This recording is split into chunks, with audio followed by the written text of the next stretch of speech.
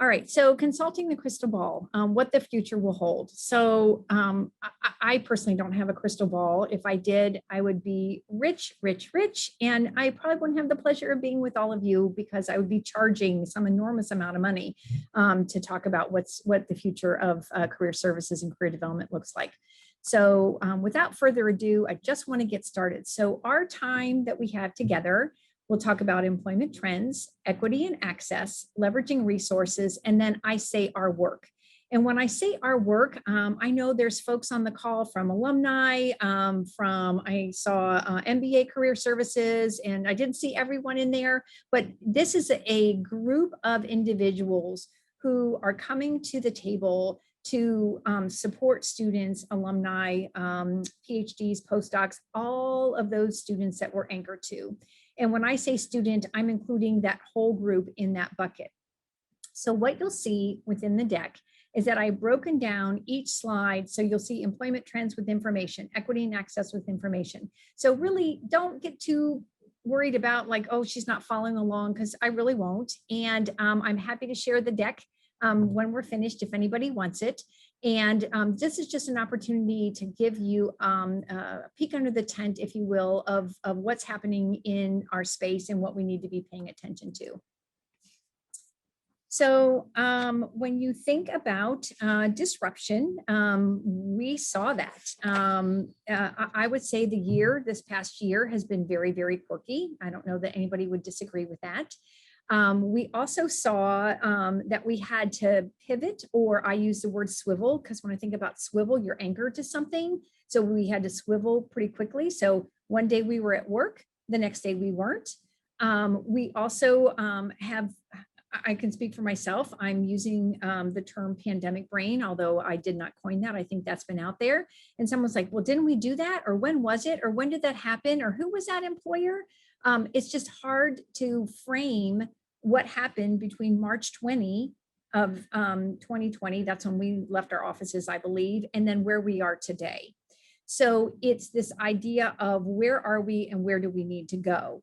And if you think about it, we have Zoomed, we have Teamed, we have hung out through Google in their Hangouts. And there's probably other things that I'm not even thinking about. I know at 4 today, Claire and I were talking about the Meetaway, right? Meetaway, Claire? Yeah, so you're using a platform called Meetaway, and I've used Brazen, I've used other things. So, I mean, we're turning things into nouns, into verbs. You know, I'm going to team, I'm going to Zoom. So, you know, someone would have told me you're going to Zoom in 2020 and 2019, I would have said, that sounds good, but I don't know what you're talking about. But now we do. So that's pretty exciting. And we saw loss, a lot of loss. And I'll talk a little bit more about that here coming up. All right. So talking about disruption, during the pandemic, I think we saw vendors coming at us more than we ever saw in the history, and for free. Here's a vendor, and they're doing resume optimization, or we're going to do interviewing optimization. I had a vendor come to me saying, we're setting up a new career services management system. So you all are Handshake. So imagine in their university career services. So imagine you have this other opportunity to try a untested career services manager to handle all of your needs. Sounds not fascinating, right? So you've got that. You know, I had companies coming to me telling me they had PPE kits for my employer, or for my employees, which is great, except for our university provided those. I think the best one was a flooring company that contacted me. I have nothing to do with flooring. I'm grateful we have flooring, but they came to me to let me know that they had pandemic approved flooring. So it was just interesting. I did see a little bit of Brazen in terms of not the platform, but just personalities and folks coming to the table through an email. And I'm going to share one of these emails with you, not sharing who the vendor is. And I'm looking at my notes because I have to read this for you to get the full context. So this vendor reached out to me on February 26th, March 3rd, March 8th, and March 18th, which was the last time he contacted this person, sorry, contacted me. And I did not respond. And, I own that, and maybe I should have. But this person says, "Hi, Kathleen." So obviously we know each other. We don't. "I tried to reach you a few times to go over suggestions on improving career readiness training and essential soft skills training, but haven't heard back, which tells me one of three things." So you have to sit down I think you're probably mostly sitting down, but here's where it gets good. One, you're all set with career readiness training and essential soft skills training, and I should stop bothering you. Two, you're still interested, but haven't had the time to get back to me. And three, this is the best one. In all my years, I've never had anyone this good. You've fallen and you can't get up. And in that case, let me know and I'll call someone to help you. Please let me know which one, as I'm starting to worry. So I was like, yes, I probably won't follow back up with that person, but I thought clever and persistent, right? But didn't really get it anywhere. So anyway, so again, a vendor around AI and how they could help and what that looks like. And I think with technology, and whether it's augmented reality or whatever it could be, I think it's here to stay. And I think as professionals, we need to determine what works best for us and for our constituent group that we work with. And that this whole idea of that technology revolution, if you think about how we pivoted, and we meaning our faculty in particular, did in-person class, and then they had to turn and do everything remote. So what platforms were they using? What did that look like? Now, fortunately for William & Mary, we've got the Studio for Teaching and Learning Innovation. We have some wicked smart people who are lifting up that center, and they were working with faculty constantly. Some were very good at using the technology to instruct, others weren't as good. We saw students who were trying to figure out how to engage. We saw students who would come on the Zoom call, turn off their video, mute themselves, and never to be heard from again. So there's different nuances of how that technology can work, and there's different ways in which it can work. So I think it's here to stay. I also think it's likely to grow, and we're going to find new opportunities in new platforms. And I think it depends on the space in which you work. Whether you are the person who can pull the lever to say, yes, that's the technology that we're going to need and we can afford and we're going to pay for, or if you're at the pleasure of working with other offices and pulling resources together and determining, yes, this is what we need to serve our students, or this is what we need to serve our alumni. So again, lots of unanswered questions around that. And I think it's specific to each institution. So figuring out how, for all of you at UPenn, when you see a resource, how do you understand if that's a resource just for you in your particular space, or is that something that could be used writ large? I will also share one of the things that we noticed during the pandemic is our president set up a career pathways team, which I led. And we had different squads. And one of the squads was a technology and resource squad. What we learned, you wouldn't think that this would be a big surprise, but what we learned is we have the University Career Center, which I oversee. We have a law school career services office, and then we have an MBA career services office. So 3 standalone. We all have a interviewing platform that we use for our students. All 3 of us use something different. Because of the pandemic, we came together as a career pathways team. We realized that we weren't really communicating the way that we should be, and that there was different ways that we could work and leverage resources, which I'll talk about here in a little bit. The other thing that I want to point out is this graph that I have on this slide is from 2017. So when I was looking for different images and thinking about what's relevant, what should I put out there, it's curious to me that this is from 2017, but it is relevant today in 2021. I don't know why I said 2019, in 2021. So as you think about it, right? So we're thinking about technology, AI, robots, data, how we're doing it. You might have a chat bot that you use in your office in terms of answering questions. So again, it's just fascinating that as we're thinking about technology, it's not new, but the way that we're using it and how we're bringing it to the table has a different nuance to it. So in terms of COVID-19, Again, I talked about loss, and I talked about, we had loss of jobs, loss of life, loss of our livelihood. We just saw loss of our freedom in terms of ways that we had never seen it before, right? So we're wearing masks, travel bans, just different things that we hadn't had to think about in the past. So, the pandemic, at the height of the pandemic, 40 million Americans were out of work. 40 million Americans out of work at the height of the pandemic.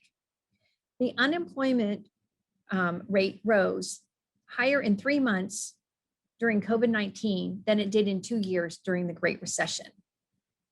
And in April of 2020, 15% of jobs were gone. They were just gone.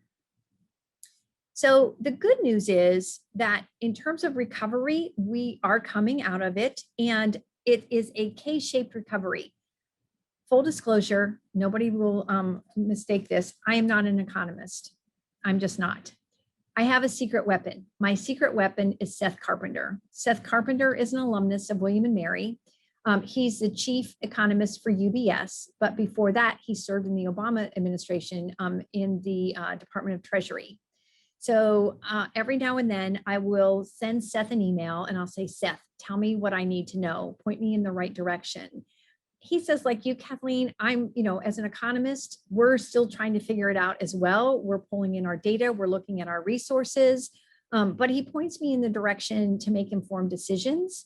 And I think as we think about our work and career services, we would never tell a student to go into a particular career because of an economy.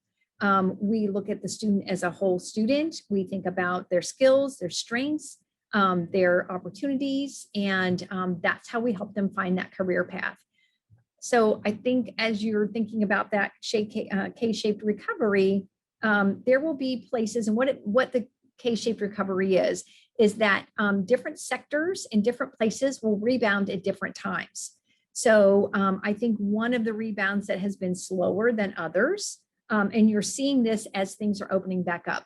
So you think about all the businesses that closed down, and the auto industry, and the factories shuttering their doors until there were policies and protocols in place, and the guidelines have been changing on a pretty regular basis. I think about the cruise ship industry, which is trying to open back up, the travel industry, the hotel industry. So as this K-shape, things will open up quicker than others. The rebound will be quicker. Some will be slower. Some may not rebound at all. So if you're thinking about when you're working with your students, think about that K-shape, think about where those recoveries are going to be, and then think about different pathways and avenues to help those students find that career trajectory that they're looking for. We have wonderful, wonderful opportunity with LinkedIn. You can go to your university page, you can put in a particular major, you can see where all those alums are working, and you can use them as a strategy to help build networks for your students. We also use Live Alumni. I don't know if you all use Live Alumni, but if you don't, that's something to consider, because you can get contact information. It's a little deeper dive than LinkedIn, and it's part of LinkedIn. So that's another place that I would tell you to take a look to find information. So again, the new administration. So with the Biden administration, as you know, there was a $19 trillion stimulus relief package that came our way. Within that was a $40 billion higher education piece of that package. We're seeing a reversal of the Trump executive orders, streamlining the process for visas and OPT, which is a good thing. Reversing the H-1B regulations designed to hinder employers who are trying to hire for H-1Bs, making it more expensive for them to do so. We saw the signing of the Workforce Innovation and Opportunities Act, which was passed to help facilitate the development of skills and credentials for those vulnerable populations that we'll talk about here in a little bit. So basically, it's that linking education to labor, and that's what that particular act is all about. So when we think about employers and credentialing and skill sets, so our employers are telling us that they're looking for particular skills, and NACE is very good at doing quick polls and looking at different data to get a temperature check of what they're looking for. So maybe not particular to a major, but more of a skill set. We're seeing coding camps really exploding. We're seeing boot camps coming on the horizon. The Parker Dewey, if you're a People Grove school, in their Bridges platform. So all of these opportunities for short-term micro internships, just a variety of things happening. I talked about LinkedIn Learning. There's Coursera. Modern Guild, there's launch pads that are happening across the country through career centers. And design thinking seems to be a thing that's back on the horizon. I don't know that it ever went away, but using design thinking in our work, in our principles, to actually call people in and think about solving for X. So that's pretty exciting. So credentialing is on the rise. Employers are thinking about it, and we just need to be aware of it as a practice and as a profession. Reskilling is something that is out there that we need to pay attention to, whether we're doing it at our own institution or we're connecting our constituents to those who are doing the reskilling. Lifelong learning, we've talked about that for some time, but that's really something that is on the horizon, especially for those returning to higher education after being out maybe for a while and thinking about what that looks like. The Health, Education, Labor, and Pension Committee, which is also known as HELP, they are funneling money into apprenticeships in non-traditional pathways and looking at credentialing. So that's one of the indicators. So if you watch any hearings, whether it's Senate committee hearings, that's another good way to get a pulse of what's happening around credentialing and upskilling. So the kicker, though, if you think about any of these boot camps or coding camps or the reskilling tools, they come at a cost. So we still have those who can afford it, will do it, and will hop on those opportunities. But then you still have the others in those marginalized groups, whether it's first generation low income that are trying to catch up. And so they're scrambling to do that. So I think for us as higher education professionals, where do we put our dollars to help those students to level set that skill building to make sure that they are getting what they need?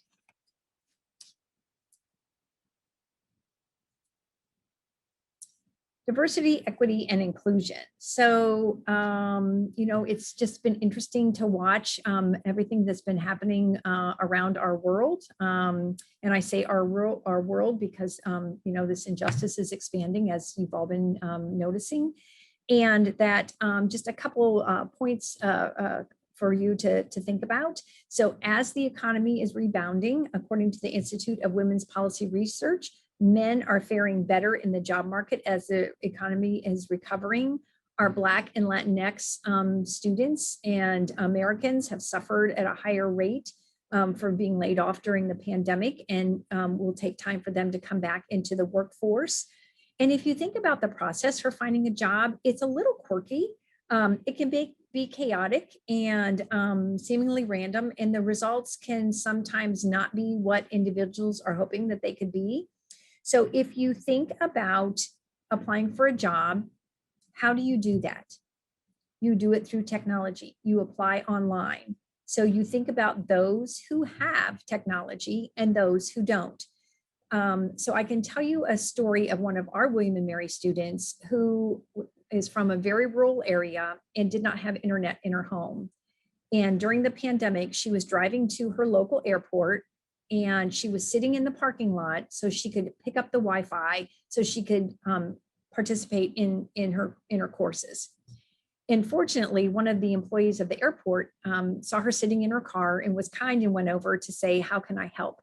And so they actually opened up their conference room to this student so she could actually take her classes online in a safe space, not sitting in her car. And fortunately, she had a laptop to do that. But as you think about lack of access, if you think about the lack of social capital, what do we do as professionals to make sure, again, that we are level setting those expectations so every student has an opportunity, so we can take away some of those barriers, so we can think about how do we make sure our students have the resources that they need to be successful and to flourish and to find their path and land in a place where they're interested in landing.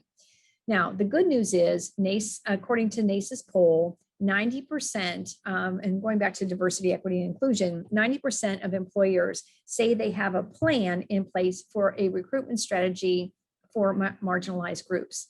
And if you have noticed recently, I'm seeing it via email that I'll use one of the big four accounting firms have been keeping me regularly updated in terms of their diversity and inclusion action plans, in terms of their diversity hiring. If you go out to websites of particular companies and organizations, you'll see their diversity statements. It's our job, I believe, to help these employers understand where the gaps are for particular students and how we can help bridge that gap, how we support our students and how we support our employers and how we support our faculty in this process. So it's not just pulling one lever, it's having access to several levers and making sure that we're bringing everybody together for the greater good to support the students.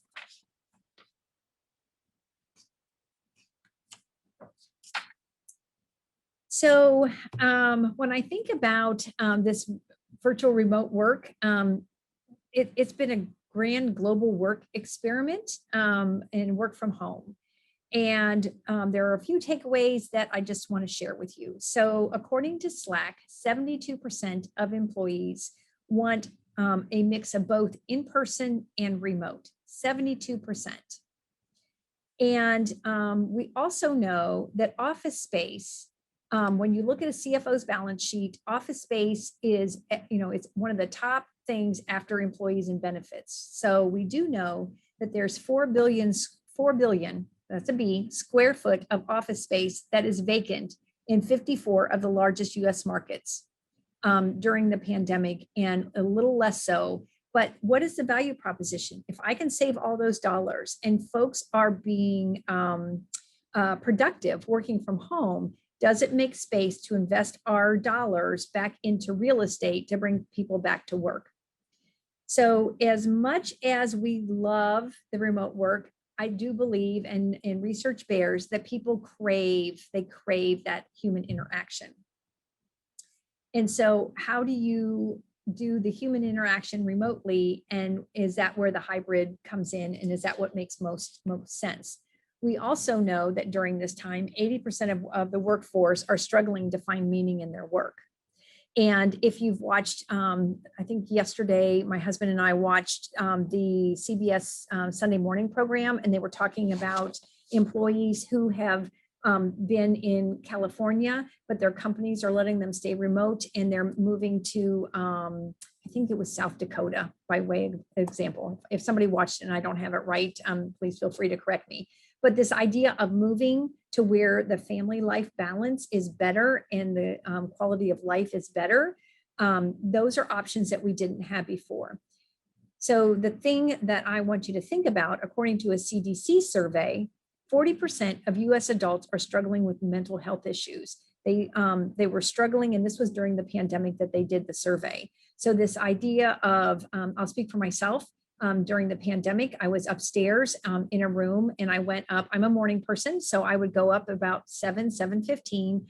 I would stay up there. I kind of felt like a hermit sometimes, but I would stay up there. I would work. I would come down for lunch. I would go back up, and then around 7 or 7:30, my husband would ask me if I was coming down for dinner. Not that he wanted me to cook it, but he just wanted to make sure that, that I wasn't working too long. So you didn't have the guardrails, right? You just had, it was just work. And I don't know, I have not heard anyone say, I worked less during the pandemic. And if you're out there, I need to know what that trick was, because I missed that memo. I think most people worked more. I think they worked harder. I think there was this urgency to stay relevant and to help their student populations. I think about our alumni offices and the programming. I mean, it was crazy amazing in terms of all the programming that was offered. And I don't think I really understood how much programming was happening by those offices until I was asked to participate and do some programming for alumni around career readiness. And then when I looked at the schedule, it was just amazing, just amazing. And I think about how faculty shifted their work as well in terms of, what does grading look like? What does participation look like? So again, when I think about that global experiment, that's what we were in.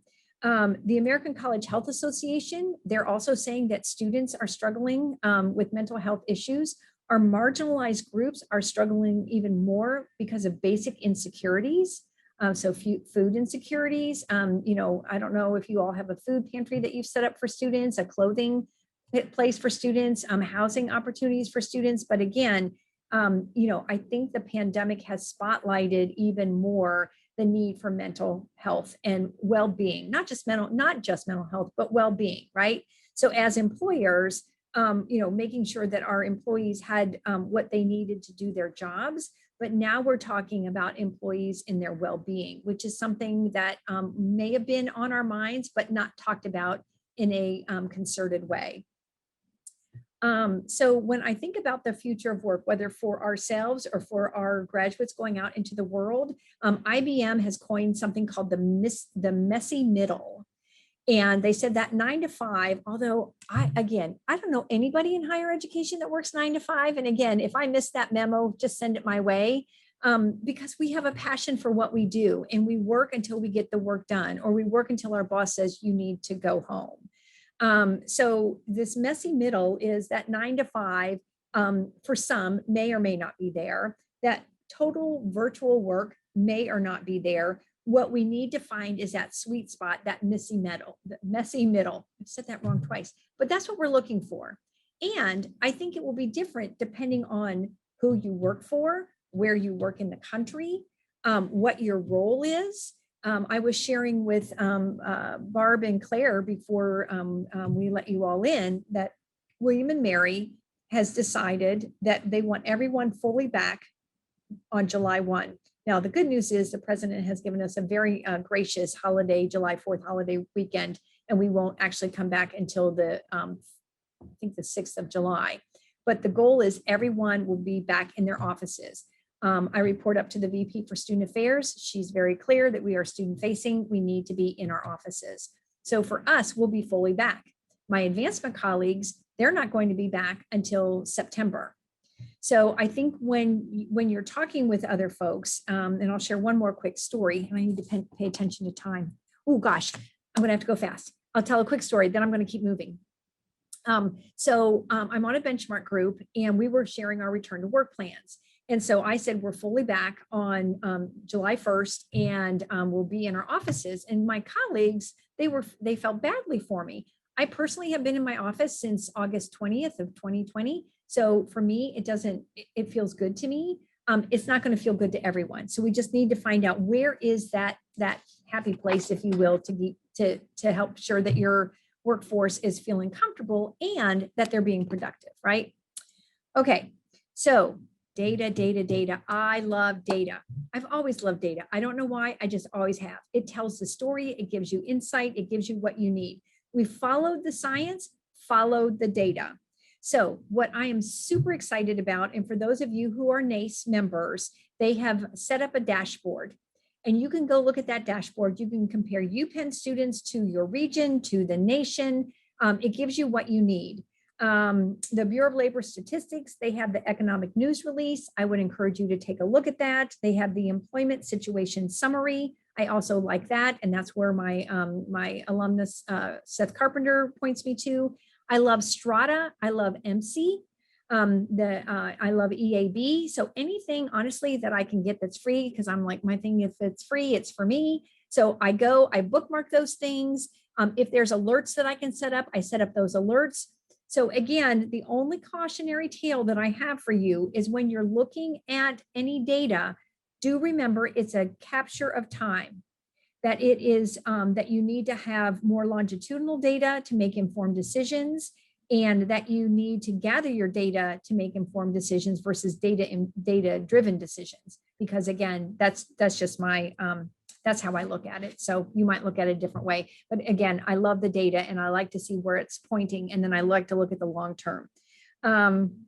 Right now, the current employment rate is sitting at 6.1%, and we've got 9.8 million Americans without employment. It's down from 40 million, but that's still a lot of people. That's a lot of people. The good news, according to a NACE quick poll that just came out, or this was their job outlook spring 2021, employers are hoping or saying that they're going to hire 7.2% more graduates from this class than they did from the last class. So we're on the rebound, and it's going to take us a while to get there. Our president says we're not going to do a snapback mentality. So again, snapback is not something, oh, we're just going to go back to where we were in February of 2020. That's not going to happen.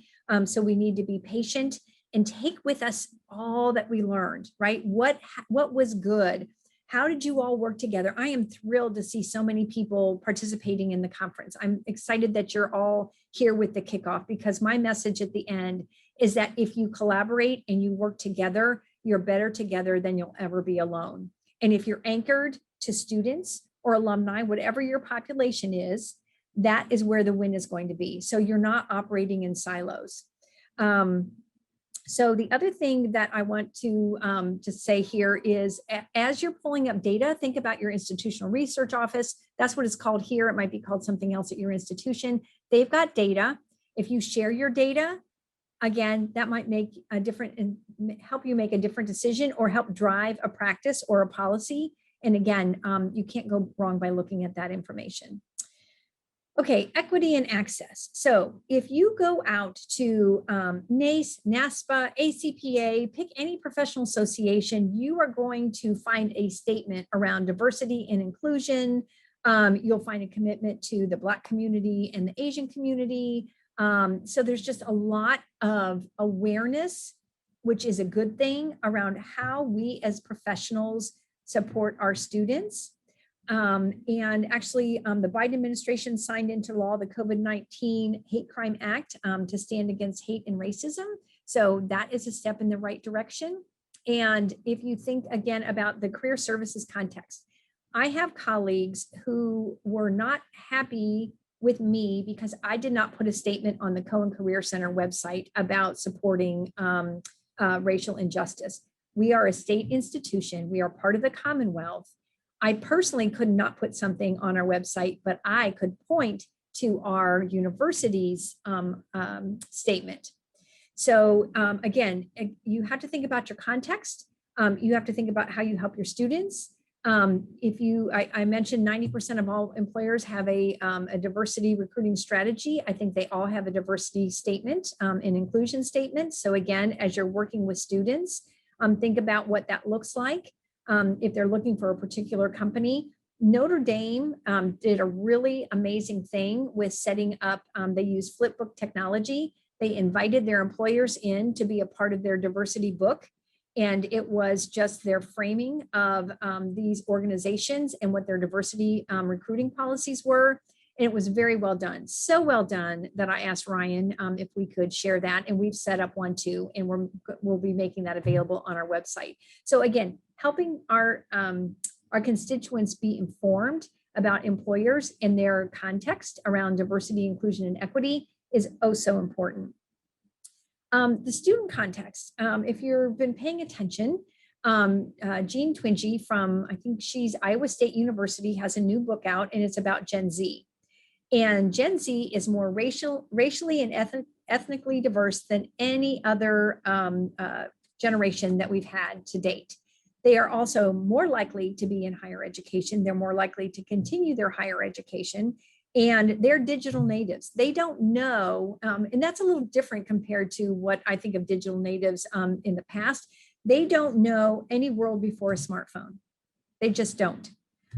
So where they're getting their information, whether it's accurate or false, it's basically from their phones. Ironically, how they're applying for jobs, Mary Scott just put out a really great white paper about how students are using social media to find employers. I would encourage you, it's a free resource in the NACE directory. I would encourage you to take a look at that. But ironically, most students are applying for jobs through their laptops. They're not using their phones, but we spend a lot of time setting up mobile applications, which is not a bad thing, But again, think about where your resources and your time goes.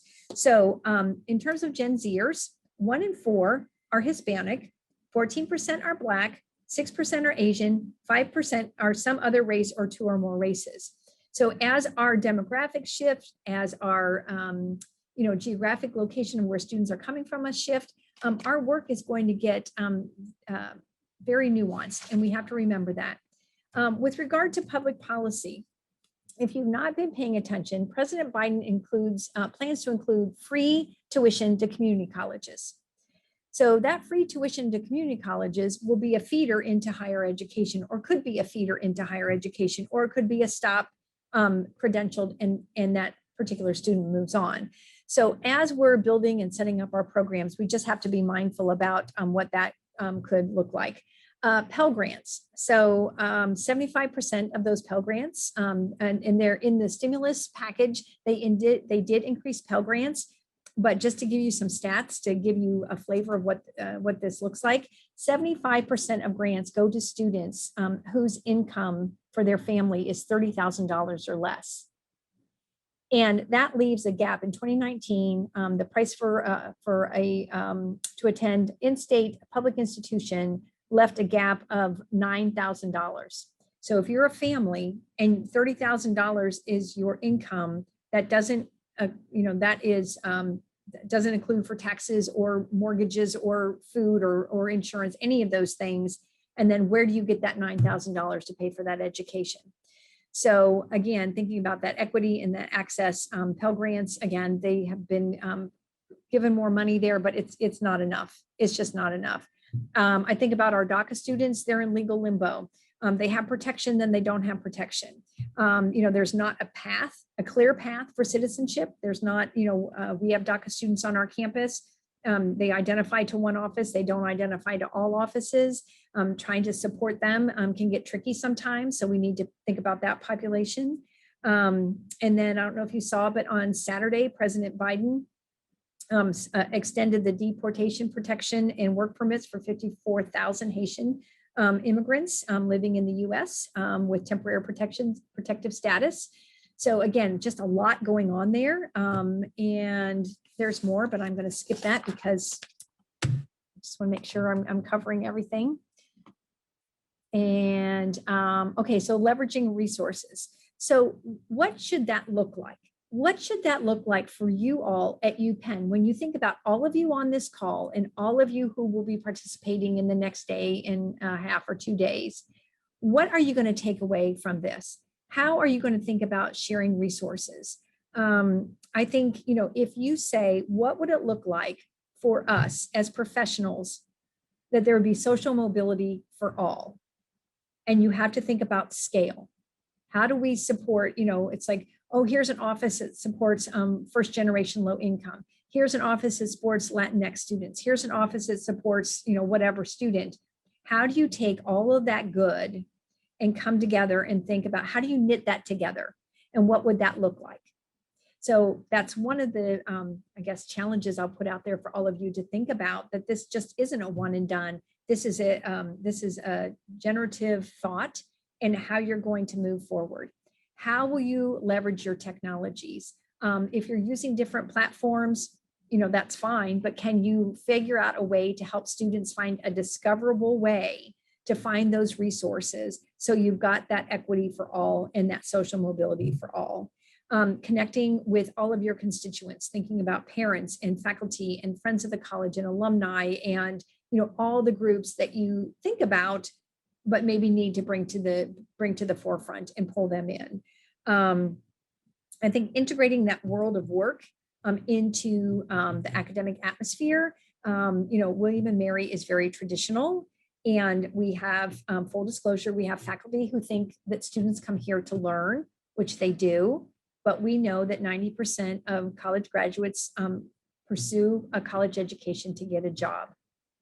So there's got to be a way to have those conversations to bring folks back. So I say calling others in, looking at efficiencies, looking at resources.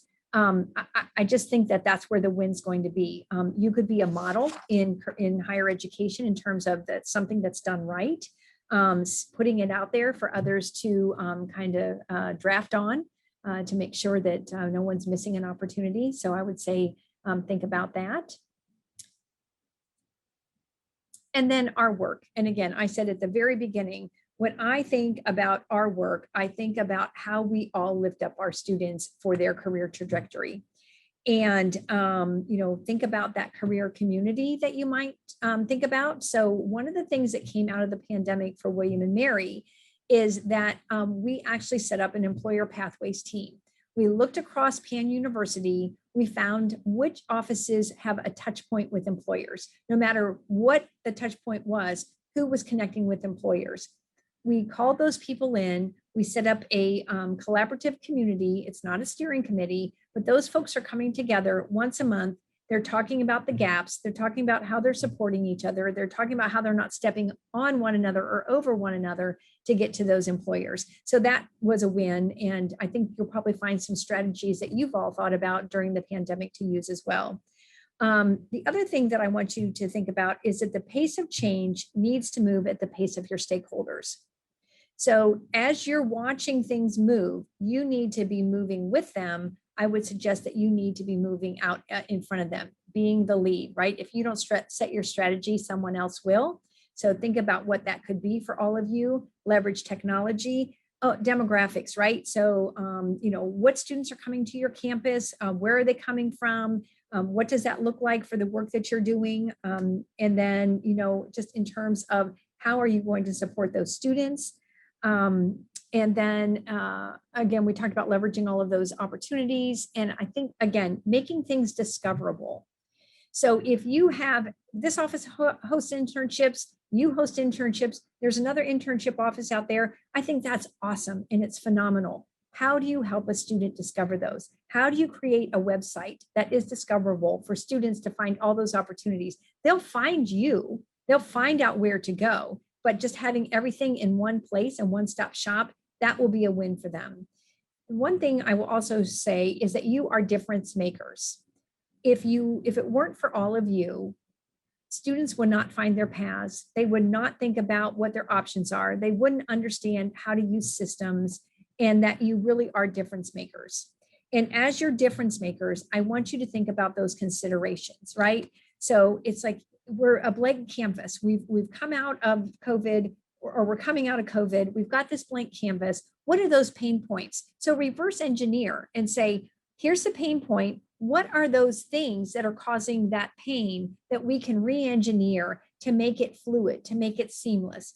And you've got the space, you've got the time. Think about the people that you've connected with during COVID-19 that you may not have connected with because you could do it over Zoom or Teams or whatever you use. So that is the win. That is what is important. I would just say, think about how you come together and you make that difference. So again, in closing, in closing. So think about, I'm doing good on time, right? We're done at 2, correct? No? We're done at 2:10, actually. Oh, 2:10. That's awesome. Thank you, Claire. You can take a breath. So sit tight, folks. We got more stuff here. So I think it's important that you know your markets. And I'm not just talking about the economy. I'm not just talking about students. I'm talking about, the circle of life, if you will. Admissions, where are students coming from? What's the makeup of your students? What kinds of courses are they taking? Know the curriculum. Where are students going? What does that look like? And not to say, there's more students taking philosophy than they are taking English, or, we've got 60% of our students in STEM fields. Not that, but just paying attention to those markers. And then with the circle of life, it's like, what's happening to them when they exit? Where are they going? What does their first destination look like? What does their next destination look like? How do you partner with your alumni, your advancement office? How do you become those partners that you're sharing information? And, I think that is like one of the big struggles is what is the technology? What is the platform where everybody can input information, but also where can everybody extract that information? Advanced, I don't know, Ellucian maybe, advanced school. Now we're moving to Blackbaud. But I've worked at a Datatel school, so I don't know that there's no panacea for it. But as things are being set up, you want a seat at that table. You want to be able to say, this is the information I can give you.